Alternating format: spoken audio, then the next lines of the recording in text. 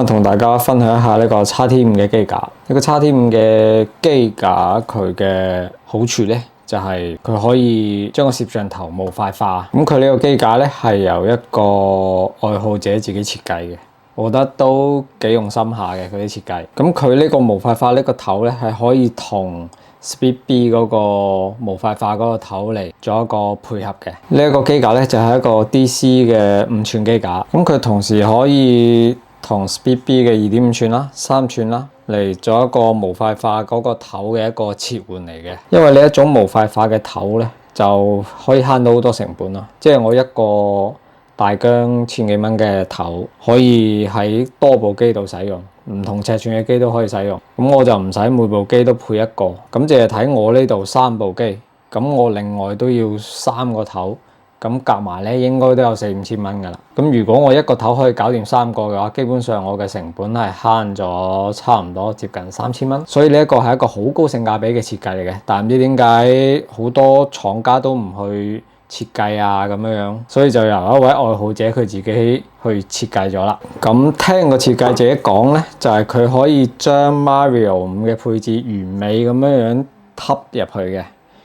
咁所以應該到時裝嘅話，應該唔會太難嘅啫，就將成個電裝搬過嚟就得噶啦。咁同埋應該重量嘅話就應該輕好多，因為 Mario 5嘅佢啲金屬件啊嗰啲好多啊，其實佢整體會好重嘅。咁如果搬咗過嚟呢度咧，應該整體上嘅話都會輕唔少嘅。咁我換完個機架之後，再同大家分享一下嗰個整體嘅感覺。A few moments later. OK， 咁就將 Mario 5嗰個配置就直接移植咗去呢個機架度啦。咁講下移植嘅時候嘅一啲感覺先啦。首先移植嘅話咧就唔算太難嘅，咁但係就有一啲少少嘅問題。首先就係個大嘅黑洋天線啦，大嘅黑洋天線咧就佢呢個位係俾細天線用嘅。咁我插咗入去之後咧，插係可以插入去嘅。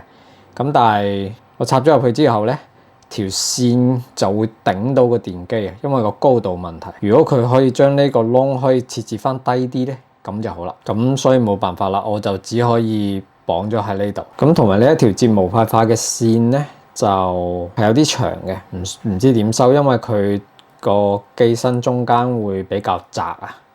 所以佢嘅空間唔會俾到太多你，所以入邊啲線其實我呢度都中間呢個位都塞到好滿噶啦，基本上，因為佢個高度又唔算話太高，可能佢想盡量整得緊湊啲啊。如果你要裝嘅話咧，就要好睇住啲位咯，因為之前我呢個35比較大嘅。就都放唔到入呢度噶啦，所以我就揀換咗個細嘅。咁仲有咧，佢呢個飛控嘅位置咧係偏後少少嘅，因為可能佢個機頭突得太出啦，佢為咗平衡翻嗰個重量咧，就將個飛塔擺後少少。